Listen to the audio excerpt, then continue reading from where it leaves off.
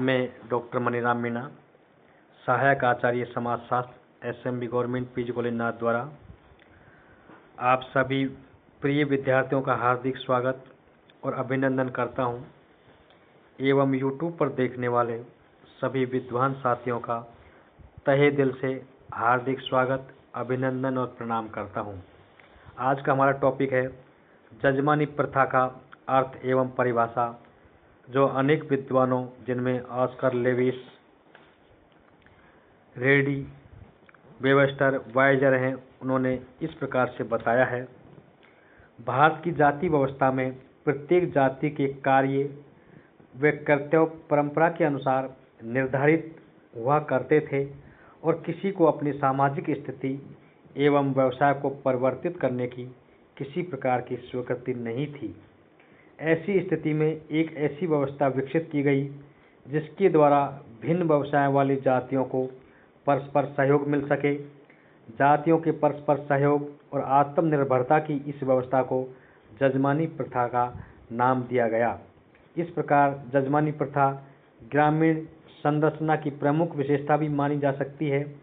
इस जजमानी प्रथा के पीछे तथ्य ये रहा कि प्रारंभ से ही भारतीय ग्राम आर्थिक रूप से पिछड़े हुए रहे हैं और उनके पास इतनी संपन्नता नहीं थी कि वो किसी की सेवा लेने के बदले उसे नगद रूप में मुद्रा दे सकें।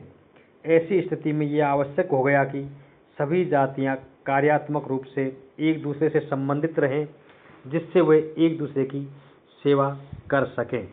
जजमानी प्रथा का अर्थ एवं परिभाषा इस प्रकार से है। जजमानी प्रथा का अर्थ उस ग्रामीण व्यवस्था से है जिसमें जातियां परस्पर सेवाओं का विनिमय करती हैं। विलियम वाइजर ने सर्वप्रथम अपनी पुस्तक द हिंदू जजमानी सिस्टम में इस प्रथा का उल्लेख किया था। ऑस्कर लेविस ने village life in northern India कृति में जजमानी प्रथा के विषय में लिखा है। इस व्यवस्था में प्रत्येक जाति समूह से अन्य जातियों के परिवारों के लिए कुछ विशेष निश्चित सेवाओं की आशा की जाती है। इसका अर्थ यह है कि गांव में सभी जातियां अपना व्यवसाय करती हैं। खाती लकड़ी का सामान बनाता है, नाई बाल काटता है, लोहार लोहे के औजार बनाता है, कुम्हार मिट्टी के बर्तन बनाता है, किंतु ये लोग अपनी सेवाएं केवल उन्हीं परिवारों को प्रदान करते हैं जिन परिवारों से उनके संबंध वंश परंपरा से चले आ रहे हैं। बदले में वे परिवार भी उन सेवाओं के बदले उन्हें कुछ पारितोषिक प्रदान करते हैं। जैसे लोहार, तेली, धोबी, नाई, कुम्हार, खाती आदि ने किसान को अपनी सेवाएं प्रदान की और किसान भी अपनी फसल के कटने के समय उनकी सेवाओं के आधार पर उन्हें निश्चित मात्रा में अनाज देता था। जजमानी प्रथा में जिस परिवार की सेवा की जाती है वह परिवार उसका मुखिया सेवा करने वाले का जजमान कहलाता है और सेवा देने वाला व्यक्ति या काम करने वाला व्यक्ति कमीन या कुमीन कहलाता है। उदाहरण के लिए किसान को लोहार, तेली, धोबी, नाई, कुम्हार, खाती अपनी सेवाएं देते हैं तो किसान जजमान हैं और सेवा देने वाले लोग कमीन या कुमीन हैं। वाइजर के अनुसार जजमानी प्रथा के अंतर्गत प्रत्येक जाति का कोई निश्चित कार्य पीढ़ी दर पीढ़ी चलता रहता है। इस कार्य पर उसका अधिकार होता है। इसमें एक जाति दूसरी जाति की आवश्यकताओं की पूर्ति करने की कोशिश करती है।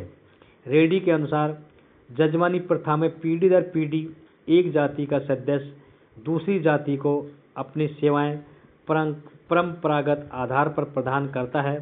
ये सेवा संबंध जो पुश्तैनी तौर पर शासित होते हैं जजमान कमीन कहलाते हैं। भारत में ये प्रथा विविध नामों से जानी जाती है, जैसे आया, मिलंद या बालुता से भी जजमानी प्रथा को जाना जाता है। वहीं महाराष्ट्र में जजमानी प्रथा को बाड़ा, वलवटे और मद्रास में मिरासी और मैसूर में अद्दे के नाम से जजमानी प्रथा को पुकारा जाता है। जजमानी प्रथा को और स्पष्ट रूप से करने के लिए पूर्व जजमान शब्द का अर्थ भी भली भांति जानना अति आवश्यक है, क्योंकि वेबस्टर शब्दकोश के अनुसार जजमान एक ऐसा व्यक्ति है जिसमें कि धार्मिक सेवाओं के लिए ब्राह्मणों को किराए पर भी लिया जाता है। इस तरह का ये संरक्षक एक कार्यार्थी भी है। मूल रूप से जजमान शब्द संस्कृत के यजमान का अपभ्रंश रूप है।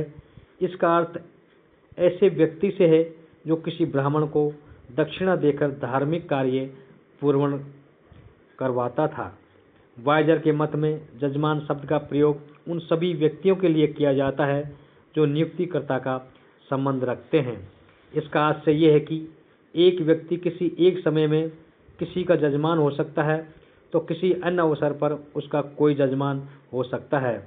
उदाहरण के लिए, कहार किसी ब्राह्मण को अपने यहाँ किसी धार्मिक सेवा के लिए नियुक्त करता है तो वह कहार नियुक्तिकर्ता होने के कारण उस समय जजमान कहलाता है और ब्राह्मण सेवा करने वाला कहा जाएगा। इसी प्रकार कहार किसी व्यक्ति को अपनी सेवाएं प्रदान करता है तो वही कहार सेवा करने वाला और सेवा लेने वाला जजमान कहलाता है। सेवा करने वाले व्यक्ति को कमीन या कुमीन, परजन, प्रजा अथवा पवनी आदि नामों से भी संबोधित किया जाता है। ये नाम निम्न जातियों के लिए प्रयुक्त होते हैं। उच्च जाति के लिए पंडित, पुरोहित व वंशावली पढ़ने वाले को भाट कहा जाता है।